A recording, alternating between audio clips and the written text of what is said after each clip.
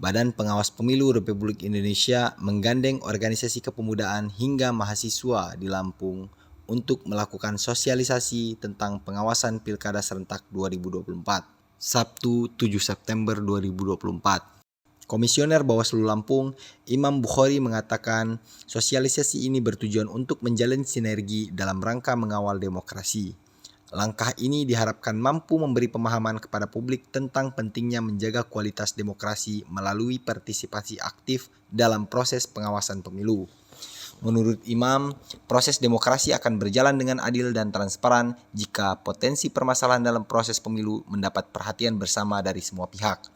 Dia pun menyebut bahwa generasi muda dan mahasiswa memiliki peran penting lantaran kelompok milenial dan Gen Z merupakan golongan yang paling banyak masuk dalam daftar pemilih di Pilkada Serentak 2024. Ia juga menekankan pentingnya partisipasi aktif mahasiswa dalam pengawasan pemilu, baik melalui laporan maupun temuan di lapangan.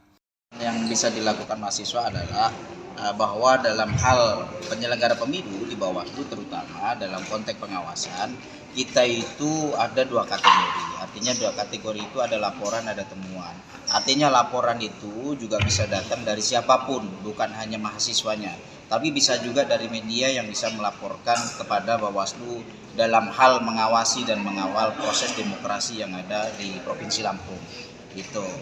Setiap apapun yang mungkin menjadi dugaan pelanggaran dalam hal pelaksanaan pemilihan di tahun 2024, harapannya adalah masyarakat secara luas melaporkan ke penyelenggara pemilu, dalam hal ini Bawaslu dan jajarannya di tingkatan paling bawah, untuk sama-sama melaporkan kalau memang ada potensi pelanggaran. Harapannya seperti itu.